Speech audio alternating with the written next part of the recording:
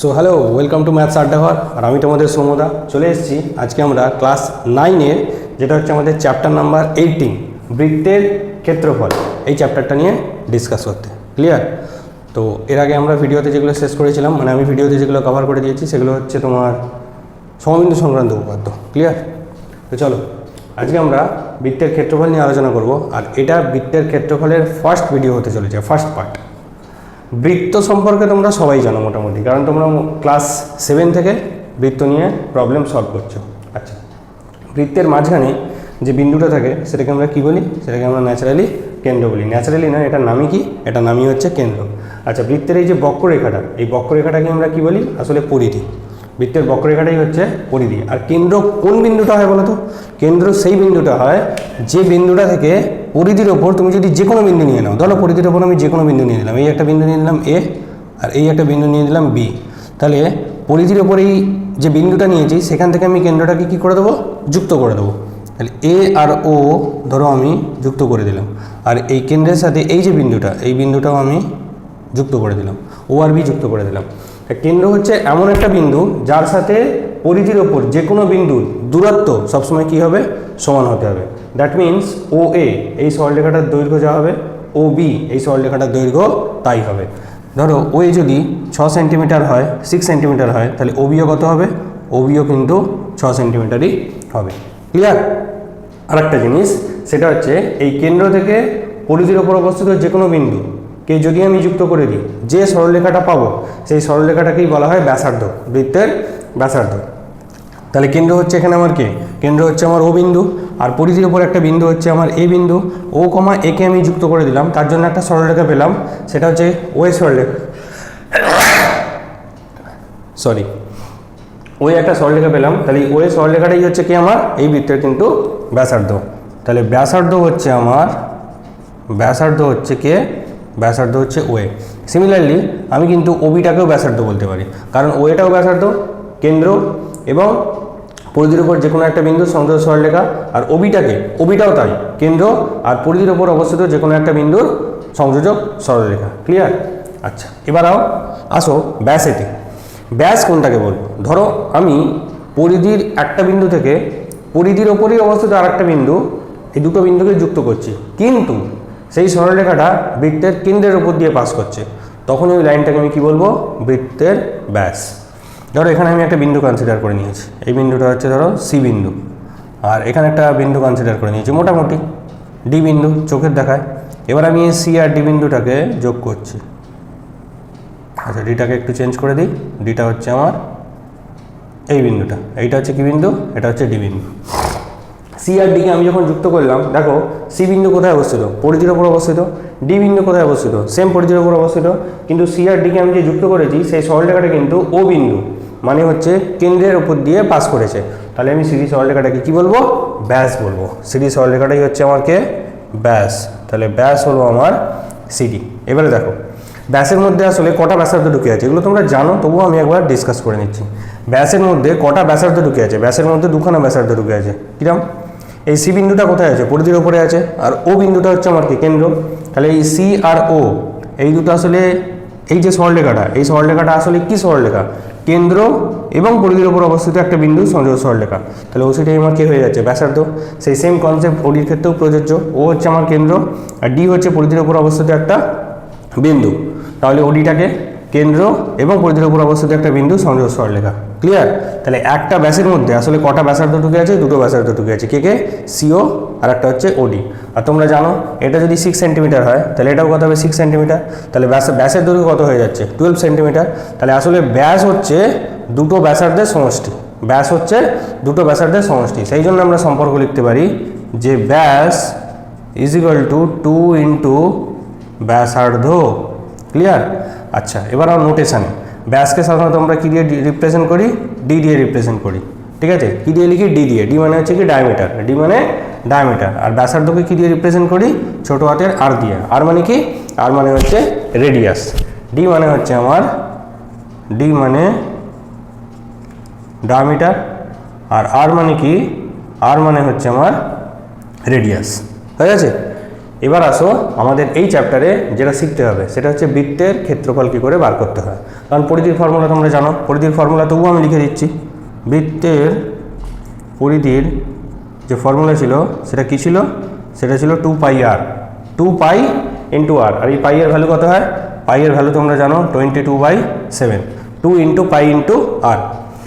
এই ফর্মুলাটা কার উপরে বেস করে, রেডিয়াসের ওপরে, তার মানে ব্যাসার্ধের ওপরে বেস করে কিন্তু ফর্মুলা হচ্ছে কি 2πr।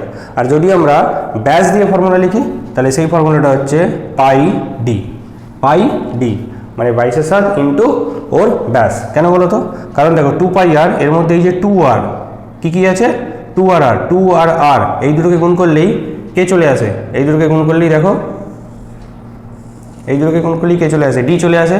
কারণ 2 into R is equal to K, is equal two হচ্ছে ডি। তাহলে 2r আর এর জায়গায় আমি ডি বসাতে পারি। তাহলে ব্যাস দিয়ে ফর্মুলাটা কী হলো, ব্যাস দিয়ে ফর্মুলা হচ্ছে পাই ইন্টু ডি, আর রেডিয়াস দিয়ে মানে ব্যাসার্ধ দিয়ে ফর্মুলাটা কী হলো সেটা হচ্ছে 2πr। এটা তোমরা জানো।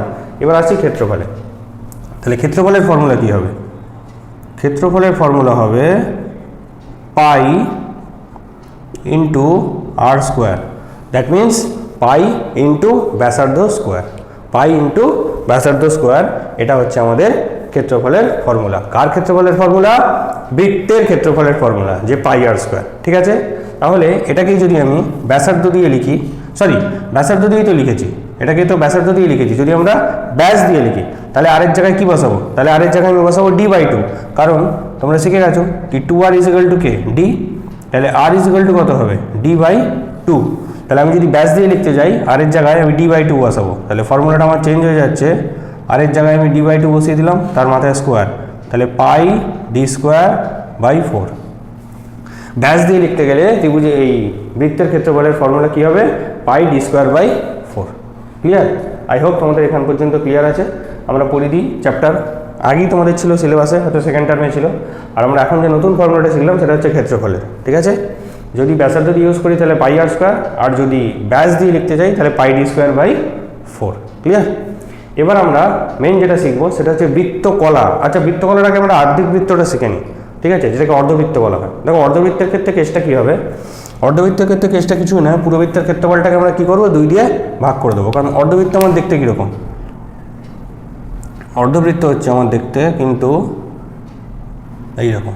ঠিক আছে, এটা ধরো অর্ধবৃত্ত, এটা অর্ধবৃত্তের এই বিন্দুটা ধরো কেন্দ্র, কারণ এই যে বৃত্তটা এটাকে আমি কী করে দিয়েছি, মাঝখান দিয়ে ভাগ করে দিয়েছি। মানে এই যে ব্যাসটা আছে না সিডি, এই ব্যাস বরাবর তুমি দুটো টুকরো কেটে নাও, একটা হচ্ছে এই দিকের টুকরোটা আর একটা হচ্ছে এই দিকের টুকরোটা। সকালবেলা ধরো তোমরা কোনোদিন যদি মেরি বিস্কুট খাও, যেমন ব্রিটানিয়া মারি, পার্লে মারি, মেরি বিস্কুট খেলে মেরি বিস্কুটটা ঠিক মিডিল দিয়ে ভেঙে নেবে, যে জিনিসটা হাতে পাবে ওটাই হচ্ছে আমার কি, ওটাই হচ্ছে আমার অর্ধবৃত্ত। তো এইটা অর্ধবৃত্ত যদি হয়, এখানে আমি ধরে নিচ্ছি আমার কেন্দ্রটা আছে, যেটাকে ইংরেজিতে সেন্টার বলে। তাহলে ব্যাসার্ধটা কত হবে, ব্যাসার্ধটা ধরে নিচ্ছি আর, তাহলে এদিকটাও কত হবে আর। আর এখান থেকে যদি তোমরা একটা এরম ব্যাসার্ধ টানো সেটাও কত হবে, সেটাও আরই হবে। অর্ধবৃত্তের ক্ষেত্রফলের ফর্মুলাটা কী হবে, গোটা বৃত্তের ক্ষেত্রফলের ফর্মুলা কি, পুরো বৃত্তের ক্ষেত্রফলের ফর্মুলা হচ্ছে পাই ইন্টু আর স্কোয়ার। তাহলে অর্ধবৃত্তের ক্ষেত্রফলের ফর্মুলা কী হবে, পাই আর স্কোয়ারকে আমরা 2 দিয়ে কী করে দেবো, ভাগ করে দেবো। কারণ আগে যে জায়গাটা ছিল গোটা জায়গাটা এখন অর্ধেক হয়ে গেছে, গোটা জায়গাটা এখন অর্ধেক হয়ে গেছে। তাহলে অর্ধবৃত্তের ক্ষেত্রফলের ফর্মুলা হবে পাই আর স্কোয়ার/2। ক্লিয়ার? আই হোপ এখন পর্যন্ত তোমাদের ক্লিয়ার আছে। এবার আমরা বৃত্তকলার জন্য শিখবো। বৃত্তকলা তার মানে হচ্ছে অর্ধবৃত্ত নয়, কোনো একটা পার্টিকুলার পোর্শনের যদি আমাকে পরিধি বার করতে দেয়, বা কোনো একটা পার্টিকুলার পোর্শনের যদি আমাকে ক্ষেত্রফল বার করতে দেয়, সেটার ফর্মুলা কী হবে। ওই দুটো ফর্মুলা শিখে গেলেই আমাদের কিন্তু কনসেপ্টের যে পার্টটা, মানে পার্ট নাম্বার 1, সেটা কিন্তু শেষ হয়ে যাবে। নেক্সট ভিডিওতে আমরা এক্সারসাইজ সলভ করতে শুরু করে দেবো। ক্লিয়ার?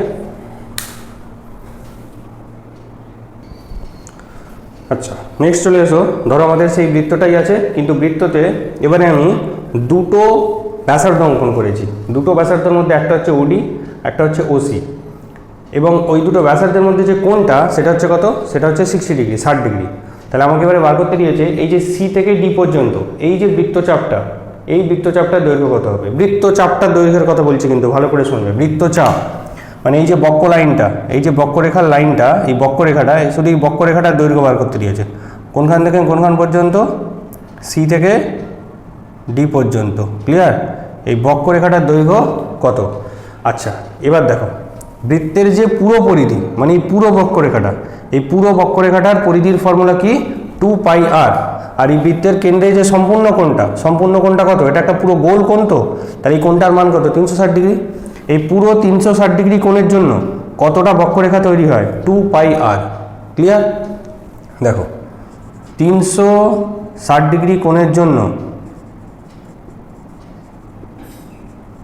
বক্ররেখা কতটা তৈরি হয় 2 πr। এটা তোমরা জানো, কারণ পরিধির ফর্মুলা কি, পরিধির ফর্মুলা হচ্ছে 2 πr।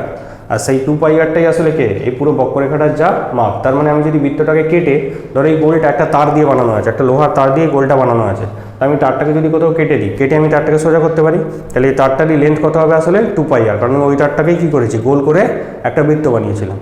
তাহলে পরিধির ফর্মুলা হচ্ছে 2 πr। দ্যাট মিনস এই যে পুরো বক্ররেখাটা, এই পুরো বক্ররেখাটার দৈর্ঘ্য হচ্ছে 2 πr। আর এই যে 2 πr পুরো বক্ররেখার দৈর্ঘ্যটা পাচ্ছি, কেন্দ্রে কত ডিগ্রি কোণ তৈরি হচ্ছে 360 ডিগ্রি।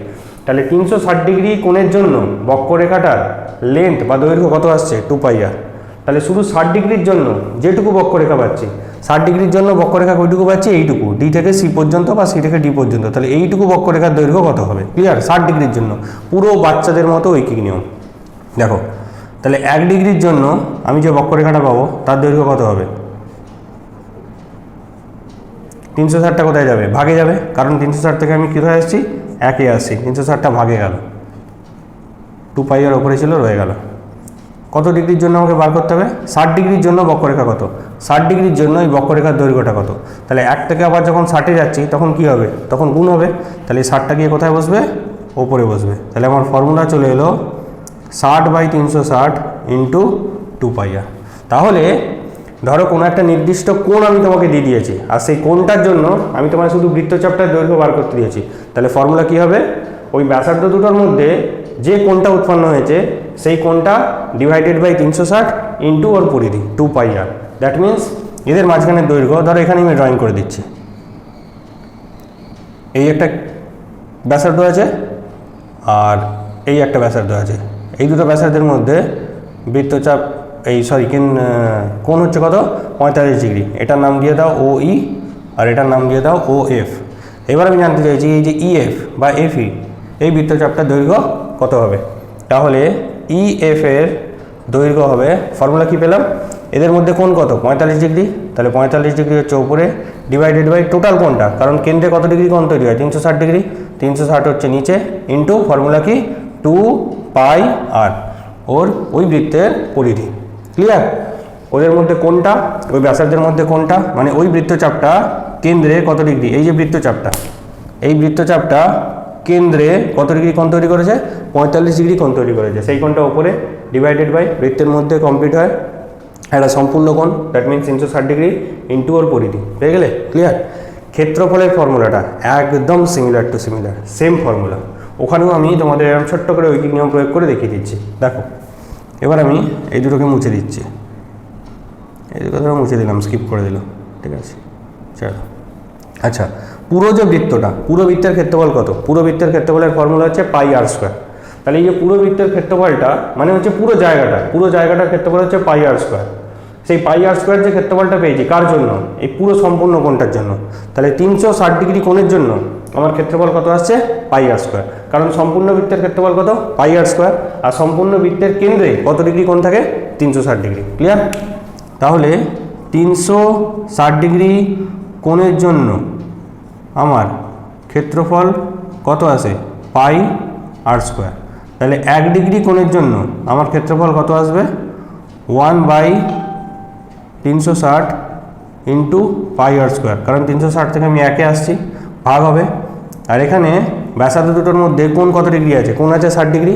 তার মানে এই যে বৃত্তচাপটা, এই বৃত্তচাপটা সেন্টারে বা কেন্দ্রে কত ডিগ্রি কোণ তৈরি করেছে 60 ডিগ্রি কোণ তৈরি করেছে। তা 60 ডিগ্রি কোণের জন্য আমি ক্ষেত্রফল কত পাবো? আচ্ছা, 60 ডিগ্রি কোণের জন্য ক্ষেত্রফল কোন জায়গাটা হবে? 60 ডিগ্রি কোণের জন্য ক্ষেত্রফল হবে কিন্তু এই জায়গাটা,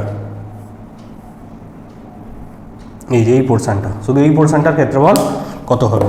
তাহলে 60 ডিগ্রি কোণের জন্য যে ক্ষেত্রফলটা হবে সেটা হচ্ছে 1 থেকে আবার 60-এ যাচ্ছি, দ্যাট মিনস গুণ হবে। তাহলে 60 degree divided by 360 degree into πr²। Clear? তাহলে এই বৃত্তচাপটা কতটা ক্ষেত্রফল তৈরি করেছে। এই অংশটা যদি আমাকে ক্ষেত্রফল বার করতে দেয়, তাহলে এই বৃত্তচাপটা কেন্দ্রে কত ডিগ্রি কোণ তৈরি করেছে, 60 ডিগ্রি, বা ব্যাসার্ধ দুটোর মধ্যে কোণ কত আছে, 60 ডিগ্রি। সেই কোণটা কোথায় থাকবে, উপরে, ডিভাইডেড বাই সম্পূর্ণ কোণটা থাকবে নিচে, ইন্টু করবো কি দিয়ে, ক্ষেত্রফল দিয়ে। দেখো এখানেও যখন আমরা বৃত্তচাপটার দৈর্ঘ্য বের করেছিলাম তখন হয়েছিল 60/360, ওখানে যখন ক্ষেত্রফল বার করবো তখন বেরোবে 60/360। বৃত্তচাপ বের করার সময় ইন্টু হবে পরিধি, আর ওই অংশটার ক্ষেত্রফল বার করার সময় ইন্টু হবে সম্পূর্ণ ক্ষেত্রফল। ক্লিয়ার? আই হোপ এই দুটো জায়গা কিন্তু তোমাদের ক্লিয়ার আছে। যেটা হচ্ছে এই ফর্মুলাটা আমাদের মাথায় রাখতে হবে। হ্যাঁ, নেক্সট হচ্ছে ক্ষেত্রফলের বেলায় এই ফর্মুলাটা আমাদের মাথায় রাখতে হবে। ক্লিয়ার? তাহলে এরপরে আমাদের থিওরিটিক্যাল পার্ট আর কিছু বাকি নেই, কারণ অর্ধবৃত্ত তো আমরা শিখে গেছিলাম, পুরবৃত্ত, অর্ধবৃত্ত আমরা শিখে গেছি, আর এখানে যে কোনো একটা বৃত্তচাপ বের করেও আমরা শিখে গেলাম, যে কোনো একটা পোর্শনে। এরপরের ভিডিওতে নেক্সট পার্ট 2-তে আমরা ডাইরেক্ট কোষে দেখিতে চলে যাব। আচ্ছা, এটাই কটা এক্সারসাইজ আছে দেখি একবার, তোমাদের কটা এক্সারসাইজ আছে? একটাই আছে, কোষে দেখি 18। আমরা একদম ডাইরেক্ট কোষে দেখি 18-এ চলে যাব, আর পরপর ভিডিওগুলো সলভ করে আমি তোমাদের ইউটিউবে আপলোড করে দেবো। ক্লিয়ার? ততক্ষণ তোমরা ভাগি মেরো না, একটু ভালো করে প্র্যাকটিস করে নাও। তোমাদের সাথে দেখা হচ্ছে নেক্সট ভিডিও পার্ট নাম্বার 2-তে বৃত্তের ক্ষেত্রফল নিয়ে। তো ততক্ষণ tata, bye bye, take care.